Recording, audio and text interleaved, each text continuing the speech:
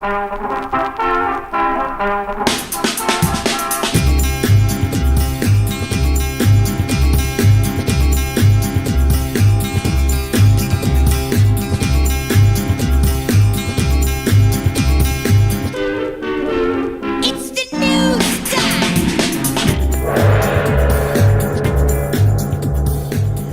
and gentlemen, boys and girls, powerhouse kings and queens.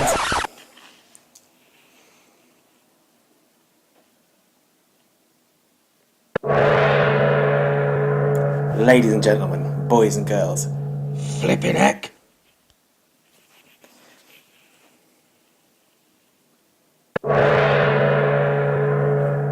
Ladies and gentlemen, boys and girls, let me hear you scream and shout. Sorry for my absence, but I'm here now, and that's what it's all about. Today I have for you a fragrance from the house of Bentley Motor Company. Yes, Bentley make fragrances. We've all heard of Ferrari, we've all heard of Mercedes and things like that making fragrances, but Bentley also make fragrances as well. And this is a nice one. Now, with fragrances, they can bring us memories and conjure up images and feelings and emotions we may have been feeling at the time we were wearing them. And some of those include, for me, like when I wear Jean Paul Gaultier Fleur de Mail, which I wore on my wedding day, I'm reminded of my wedding day and being with my beautiful wife, all the lovely guests, and that particularly wonderful day in June 2018, on that beautiful, beautiful sunny day in the country house in Liverpool. Or when I wear blue Stratos and I'm reminded of being a teenager in South London, going to college and longing to leave home. Or when I wear Jacques Bogart, Arabian Nights, and I'm reminded of being at Tesco in Twickenham, which is right next to a sewage treatment plant. Anyway, they can conjure memories and beautiful stuff. So, the fragrance of which I speak today is none other than Bentley for Men Intense. Now, as you can see from the level in that bottle, I go through it. I've used this a massive amount, as you can see. I've got about 7 ml left from this 100 ml bottle. It's seen some caning, this one. Ow! I thought about, because this, to be honest, it looks better when the bottle is full. Now, I did think about opening another one for the purposes of this video, but then I thought I do have quite a bit of that left, so I don't want to open that one yet. Bentley for Men Intense was released in 2013. It's by a perfumer or a nose called Natalie Lawson, who is a very, very good perfumer indeed. She has done stuff for loads and loads of companies, from Armani through Lalique, notably the Encre Noire range, and all the way through some niche stuff like for Perfume de Marly and stuff like that, Parfums de Marly. Really, really massive, extensive portfolio this lady has, and some very beautiful stuff she's done. And this one is no exception. I discovered it in 2016, and the major memory that this one conjures for me is one time I wore it, I put it on quite heavily, which is, you know, par for the course with me, and it was in June. So this one, for me, is a summertime fragrance. I'll get into that later on, because a lot of people will say no, it isn't.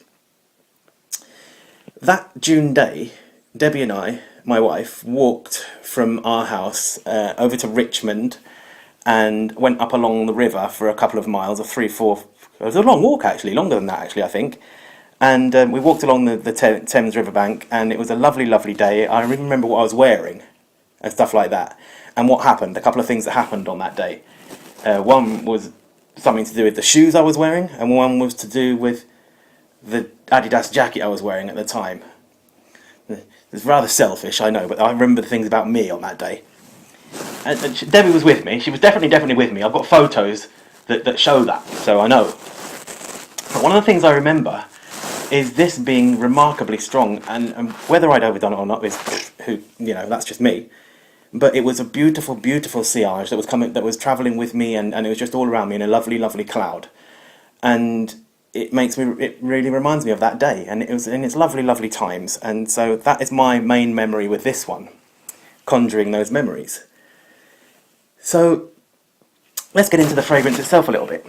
I'm not going to put some on because I'm wearing something else today, but I have my tester strip here, and I know the fragrance extremely well, as you can probably imagine.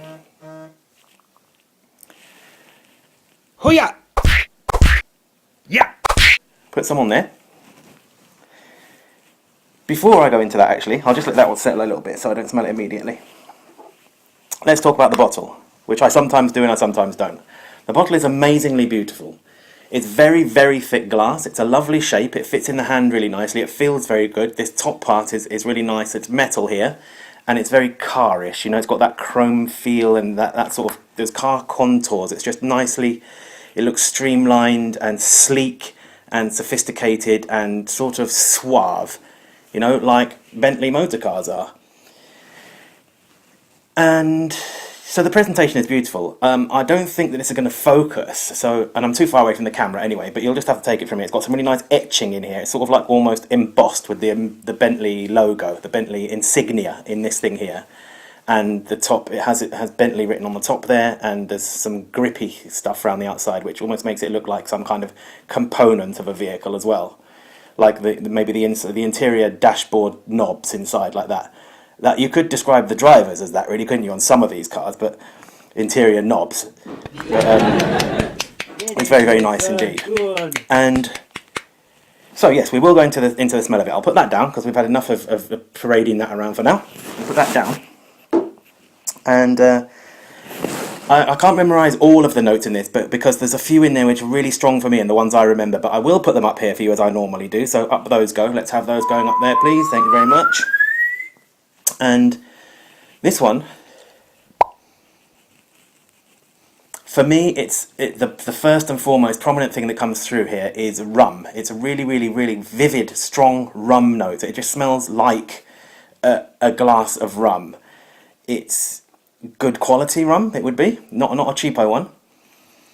And then, although the Fragrantica votes and stuff like that have incense as the second thing to come through, what I'm actually getting is like a leafy kind of thing. Now, not green leaf, like dry leaf, like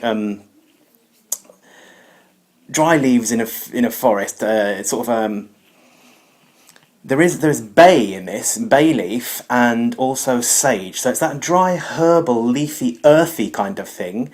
Not green and verdant at all, but like dry and brown and almost, I'm not even sure if there is vetiver in this, but it's got that sort of vetiver-ish kind of slightly dry, grassy,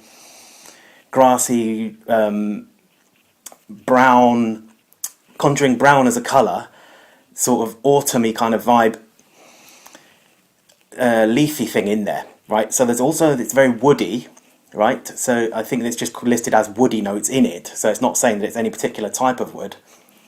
Just woody notes in general. Then I do get the incense strongly after that. I mean, after or before, who knows? I mean, it's just a blend, isn't it? So then there's also a sweetness in here, but it's not very pronounced sweetness. It's kind of a subdued sweetness that's taking a back seat. It's almost vanillic, but I think it's in fact benzoin, which is similar to vanilla, but more slightly resinous, I think. And there's a floral type of smell in here. I think that floral is geranium, African geranium. I did have a look at the notes, and I think that I had a little look about African geranium. It has some elements which can bring out a lemon type smell. And I do sense something slightly citric in it, but it's not like a fresh, zesty citrus. It's more like almost like a crystallized, sort of preserved citrus kind of smell, you know, or maybe the lemon peel or something like that. It's that kind of citrusy smell. And so those are the things I get from it really heavily. It's like a herbal type of smell in here, very herbal. But if you imagine, right, putting a glass of rum on a table in the hot sun, And then next to that glass of rum is a packet of incense, just generic incense that you buy from some corner stall or something like that. And then beside that, a little container full of mixed dried herbs, yeah? And then something vanillic, like, I don't know, maybe just, you have to, let's just say, there's not an item which is vanillic, we're just going to say, let's go with the vanillic smell in here, which is the benzoin. So it's that kind of incensey, herbal, boozy thing, which is basically the mainstay of the smell of this. It's quite simple, but laced into that quite strongly, I have to say, the whole thing is like interlaced with this patchouli thing, okay? So all of those things I've mentioned, it's held together by this patchouli aspect. Now, patchouli can be very polarizing and stuff like that, so anybody who doesn't like patchouli probably won't like this fragrance because it is quite strong in here. It's not really intense in itself, but it is all-encompassing. So it's throughout the duration of the fragrance, and it's pervasive in the smell. I think it's absolutely beautiful, and a lot of people in the votes with Fragrantica, you can see that it's like being voted autumn and winter, but for me, it's a summertime fragrance. Now you have to bear in mind that I'm somebody who likes my fragrances to go...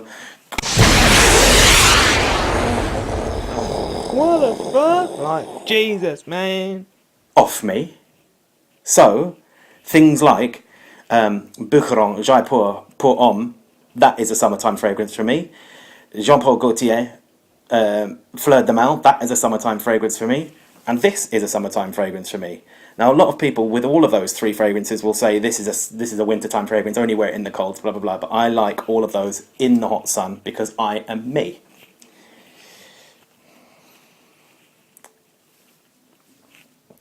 That's it in a nutshell, right? To me also, it gives me almost a sort of formal kind of smell. I think that this could easily be worn in a like a suit situation, as long as you didn't overdo it.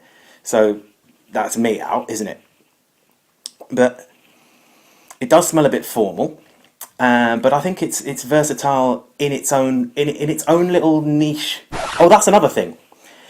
It's very, very, very good quality, very smooth and very sophisticated smelling. It's got a something which slightly transcends its designer kind of status. You know, it's kind of, it punches a little bit above its weight in its stylistic manner. Really, it's got something which people will often say it's niche quality. People in fragrance community and stuff like that will say it's niche quality. And I mean, I don't know if it's niche quality. It probably isn't, because the ingredients are what they are, of a designer level and stuff like that. But what the perfumer has done with the ingredients in this is brought out the best and blended it absolutely beautifully, because it does have a class and sophistication well above what you would naturally associate with this type of fragrance. Longevity is brilliant. We are talking 10 hours and beyond. Okay, the projection on it is superb. It's very, very strong for about 2 or 3 hours, depending on how much you put on, where you wear it, what the weather is like, what you're doing, all of those things. We know about that stuff. But the projection is extremely good. Longevity is extremely good. And the sillage is amazing. It's one of those ones that just makes it's not so much a trail as a sort of aura, you know? It makes it's a feeling around you. So performance is brilliant. There have been people in like Fragrantica and Facebook groups and stuff like that saying that it's been reformulated and it's not as good as it used to be or whatever, but I think you don't have to go too far back for it to be good. I have more than one bottle, and they're all 2016 and before, so I'm all right with those ones. I think if you can get on various get onto the sellers and find out what the batch code is, and I'll put a link in my comments section with how to find out the age of things from batch codes and stuff like that if you need to and you don't know how to yourself, and I'll add that for you. Okay, so this has been Bentley Intense for Men, or Bentley for Men Intense. I have been Zoopy Goggins. I hope you enjoyed this video. Thank you very much indeed for watching. It's been an absolute pleasure as always. And it just remains for me to say, safe man, chill out, enough respect, and I will catch you next time. Sweet.